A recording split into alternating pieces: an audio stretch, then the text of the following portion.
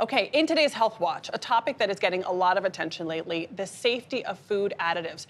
Just yesterday, the Health and Human Services Secretary, Robert F. Kennedy Jr., met with top executives at major food brands to discuss the issue as part of his Make America Healthy Again agenda. So according to a recent poll from the Kaiser Family Foundation, 58% of Americans want the Trump administration to prioritize setting stricter limits on chemicals in the U.S. supply chain. So when we talk about food additives, what does that really mean and what is at stake? Here to shed some light on this is David Hilzenrath. Hi, David. He is a senior correspondent at KFF Health News, whose recent reporting focuses on the FDA and food safety. So, David, thank you so much for joining us. Tell us about how huge this problem is and how many food additives are actually added to our food.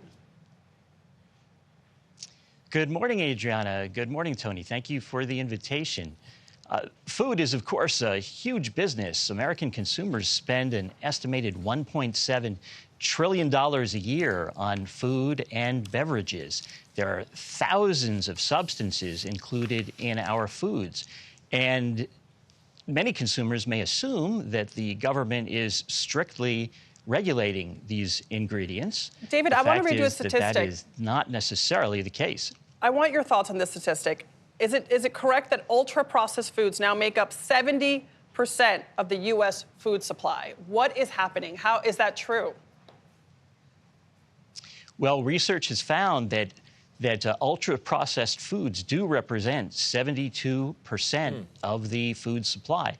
What are ultra-processed foods? Difficult to draw the line, but one common denominator might be they include ingredients that you wouldn't find in your home kitchen, in your pantry, and chemicals that are not found in nature.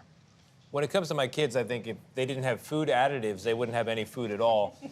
Meanwhile, I try to live an additive-free life, but it's difficult. One of the things that I think troubles people about additives is they're able to be added to the generally safe list of additives just by kind of decree of the food companies. It's crazy but true. Do I have that right? Tony, absolutely right. Back in the 1950s, the government mandated that food additives receive regulatory approval, but it carved out a huge exception. It said that substances that were generally recognized as safe, GRAS for short, did not need FDA approval. Instead, they could be used based on the assumption that they are safe. And over time, as some consumer advocates have written, the loophole came to swallow the law.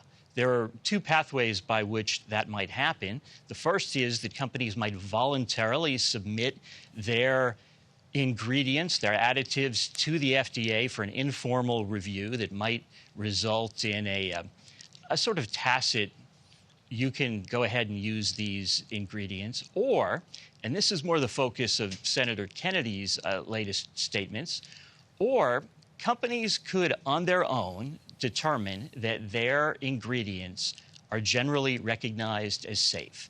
And they could use those ingredients in foods without informing the FDA, without getting the FDA's approval. Oh, man. David, thank you so much. And also, food makers don't have to disclose all of their ingredients on the labels, which is a shock to me because I am a proud religious reader of ingredient labels.